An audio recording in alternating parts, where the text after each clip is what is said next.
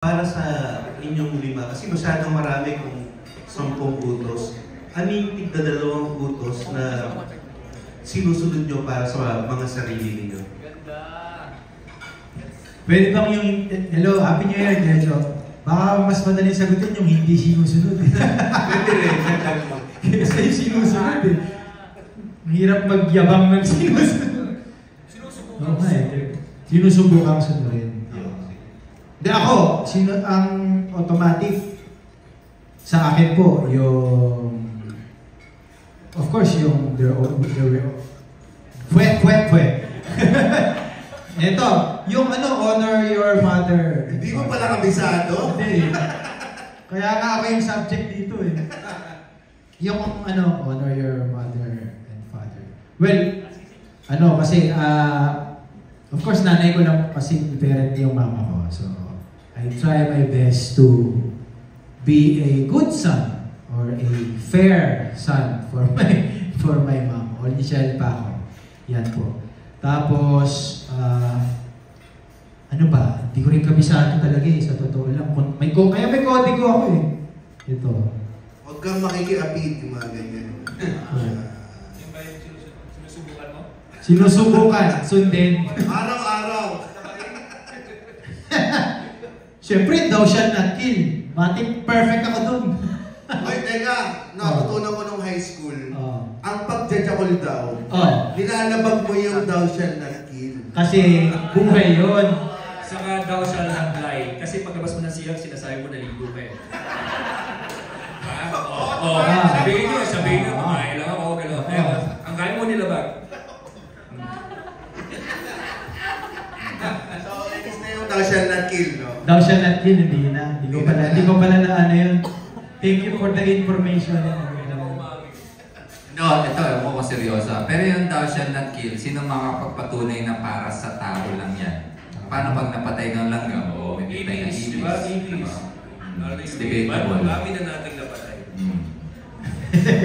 Siguro sa akin, thou shalt not steal. Kasi para sa aming stand-up comedians, yun yung batas namin para kumopya ng ibang jokes. So, kailangan sulat talaga namin. So, sa mga, yan yung mga sinabi namin talagang sinasabi sa namin. Saka, thou shalt not lie. Kaya pag nabasa siya, tsaka diba? Thou shalt not lie. Ako dun sa una, thou shalt not have any other God other than our God. Mga kapatid, narito po ang basa. Hindi, nag-announcer to sa misa, nag-announcer to sa di ba, yan ang, saka nag-ano dito, nag-choir. O, pakita mo ng mga boses mo sa choir. May boses pa yun. Choir ako! Hindi, commentate, nag-ano po ako sa simbahan, kaya talagang kabisado ko yung commandments na yan. Yung pangalawa, yung thou shall not skip another commandment. Wala, parang ganon. May thou shall not lie ba? Meron. Ha? Meron nga? Use? Wala. Thou shalt not bear false witness. Thou shall, yun yung thou shall not lie. Ay, ang galing. Yung tema ng pelikula natin, hindi natin alam. Thou shall not, thou shall not Kung mag-iimbento ka ng yung thou shall not Thou shall not, thou shall not steal your neighbor's wife. Yeah. Minute ako ng mic ko. Kasi baka apektado yung sound check eh. Yun, yung thou shall not covet your neighbor's wife. Tama ba yun? Yes. Huwag kang makiapid. Alam niyo mga brothers and sisters, kaya nga ginawa ni Jesus nung lumabas si Jesus sa New Testament, dalawa na lang ang testament natin, mga kapatid. Ito yung thou shall love. Ay talaga? Thou shall love. Ayun, parang don't do unto others. Basta ganun. Dalawa na lang. Tsaka thou shall not something. Ano? Basta dalawa na lang yun. Tungkol na lang sa pagmamahal ng kapwa-tao at pagmamahal sa sarili. Everything else will follow kasi. Yes. simple lang tanong, ang gulo ng mga sagot. Mali pala yung 10 puntos, dapat dalawa lang. Ako siguro, karamihan naman dito, tinatry natin lahat na sundin. Pero yun nga, gaya ng konsepto ng pelikula, wala naman taong perfecto. Even though, kahit na devout Catholic ka, or talagang sinusunod mo yung mga tutos, walang taong perfecto. Pero siguro kung may dalawa na hindi ko susuwayan talaga is yung Thou Shalt Not Kill, of course, and yung Thou Shalt Not Have No Other Gods Before Me. Thank you. Last question na lang. Agree kami sa sinabi ni Pepe na ang galing-galing ni James sa Jimmy Labrador. Pwede magpakilala pa kayo tungkol sa inyong sarili kasi parang kayong mga bagong George Sabir at Jimmy Santos. Well! So, sino si George Javier at sino si Jimmy Santos? Which is which daw? Nasa may belt bag ko. Well, nag-start kami as stand-up comedians talaga. Ako, 2008. So, nag-start ako with Comedy Cartel. Actually, mga brainstormers na nag-add din sa comedy ng movie na to is part of Comedy Cartel. Then eventually by 2012, Comedy Manila na. And then, stand-up comedian. And then si Sherwin din yung naka-discover sa akin to be one of the writers for Buhay Bulilit. So, from doing stand-up, na-open up yung opportunity to write and then also to act. Tapos dyan din, na-stumble na yung network nila Direct Marius because of our podcast. Yan. Si James na magtutuloy mo. Meron po kaming podcast sa Spotify. Ito po yung The Cool Pals. Kung hindi nyo po kami po yung host doon. Sa mga hindi po nakakaalam, sa amin po din nagsimula noong early 2024 yung viral ni Queen Yasmin, yung Esophagus. Habang tayo eh. Patito, no? Patito, Daloy. Yan po, mas kilala po kami ni GP at yung buong The Cool Pals sa comedy na irreverent na parang hindi laging nasa brink of cancellation. So, laging namin na ipupush yung boundaries. Pero pasalamat kami after 5 years ay hindi pa rin po kami nakakancel. Actually, 2024 po kami po yung tinanghal ng Spotify na top comedy podcast sa Pilipinas. Joke lang yun. Ako, share ko lang po. Na-meet ko sila, unang best ko na-meet si James. Pero kilala ko na si JP. Kasi nung nag-audition kami sa The Funny One dati. Tapos doon ko nalaman na madami palang nagsa-stand-up comedy sa Pilipinas. Tapos medyo parang believe kagad ako kasi doon sa The Funny One po, parang ang isi-showcase niya is you create your own material. Nung kasama namin si TJ doon din kami muna nagkakala ng TJ. Yun ang gusto ko sabihin, kaya mataas yung respeto ko sa kanila. Kasi nung sinalang kami ni TJ, naalala ko, magka-dressing room kami ni TJ, nakapulupot kami kasi hindi namin alam kung paano ba magsusulat. Ang hirap i-judge kung nakakatawa yung sinulat mo, yung sarili mong sinulat. Doon pa lang ang hirap na eh. What more papakita? Magkakaroon ka pa ba ng lakas ipakita sa tao yun? Yun yung mahirap na parte. Kaya nung nakilala ko sila, meron akong, ito pala yung mga stand-up comedian. Nakakabilib. Kaya ngayon, di ba, nakaka-relate kayo, yung lumalabas dun sa bibig nila po naturally nakakatawa na.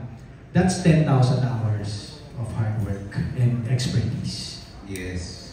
Saka yung Funny One ay brainchild po ni Sherwin Benvenida. Yung writer din po ng pelikula to. So yan yung sinasabi ko kanina ever since talaga. So kung supported ni Sherwin sa mga young and upcoming stand-up comedians and writers na ang dami niyang projects to help us grow sa comedy scene dito sa Pilipinas. Yan. Tas yung nanalo ng Funny One si Ryan Lems. Si Rock and Roll World. Ayan. Kasama din sa pelikula to. May surprise siya. Hindi na surprise, shit. Ako na nag-spoil Ang iksi na nga lang, sinabi mo pa. Wala na. Ikaw pala eh. At binilungan mo rin bago magsalita. Pero sir, si GB, nag-TV, nagkasama na kami sa TV noong 20... John and Martian. Tito ko siya sa John and Martian. Tapos, hindi ko pa alam na stand-up comedian siya. Pero, drawn na ako sa kanya dahil feeling ko nakakatawa siya, hindi pa siya nagsasalita. Kasi at first glance, sinabi ko to sa podcast eh. Sorry sa sensitivity. Ginudge mo yung itsura eh. Warning lang sensitivity. So, kasi natutuwa ako sa ano eh. Okay, backgrounder lang. Kami ni Marius, nag-aaral kami sa isang school na integrated. Ibig sabihin, kasama po namin yung mga special child. Kaya minsan, hindi na namin alam, baka hindi din special. Baka, special kaya sila, wala tayo special. Actually, si Marius, autistic po ang tingin sa akin. So, ganun po yung friendship namin. Tapos si GB, akala ko talaga may autism siya. O yung parang, ano yung tawag? Asperger's ba yun? Yung parang ganun yung itsura niya, yung... Genius. Oo, para siyang ganun. Tapos nakakatawa siya that way. Kasi wala... Dati?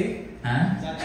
Dati. Oo, tas yung mga hirit niya, parang feeling ko, isang genius na special child ang hihirit. Kinuha niya yung may pusa na, ano tawag doon? Yung taxidermy. Nakakatakot na naka-preserve na pusa. Tapos ginamit niyang pang-athlete. Tapos parang nilalambing niya yung kadiring pusa. Nakakatawa kasi siya for me na something I think a special child would do. It turns out, nandun siya sa border ng genius and special, which is a very special place. Gusto ko na reiterate na yung sinasabi ni Pepe kasi we grew up in a school na at least 20% ay special child. Yes. Integrated yun sa amin. Magkakasama kami lumaki, mga kababata namin. Mm. Maybe more than 20%, hindi lang sinasabi sa amin. So parang ang point niya is, drawn kami sa mga taong gano'n. So pag kinuha kita sa pelikula ko, alam mo na kung ano yung sabihin mo. Hindi pa yung pelikula niyo na pala to. Pero that is a compliment that I will cherish. Kasi magaling to mga to, Rock of Ages pa lang, alam nyo na meron talaga. Teatro kasi.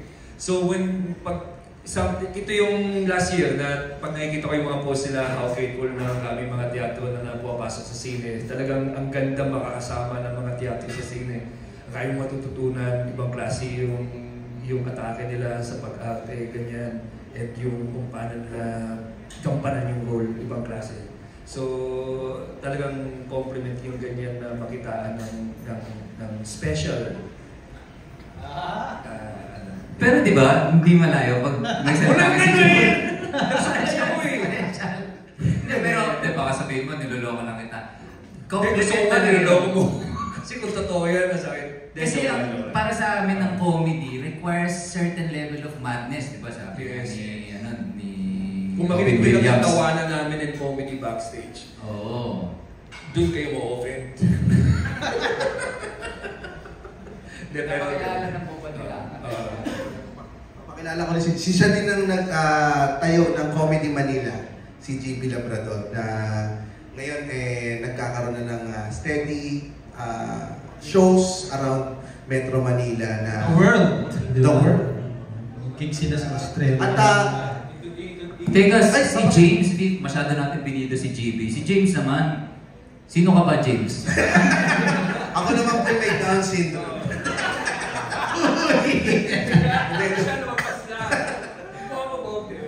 Hindi, nakilala ko si James sa common friend namin, si Anina. Sinasabi ni Anina Rubio, magaling na visual artist. Sikat din to si Anina Rubio. Sobrang nakakatawa raw si James, pero hindi ko pa siya kilala. Tapos nakita ko yung picture, okay, sige. Hindi, parang pwede, nakakatawa. Hindi mo na makikita kagad sa mukha eh. Pero nung napanood namin siya ni Marius, inimbitahan ako ni Marius sa The Very Best of Comedy Manila.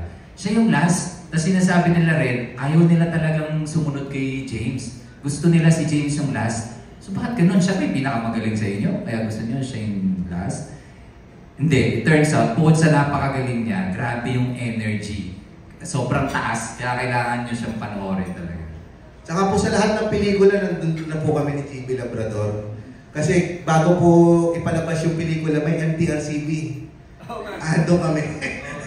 So, nasa Avengers din po kami. Ano yung makapanood natin? Yung parang pamilya. Andun din si Donna, diba?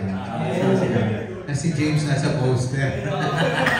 Parang Indiana Jones. Kami lang po ang artista mapapanood nyo sa umpisa bago magsimula yung pelikula. Yan, galing na. O yun, mas matindi yun. Lahat ng pelikula, manong kayo. Lahat po. Ayan po, Tito John, nakilala po ba natin si James at si GB? Maraming salamat. Ang nakakatuwa naman.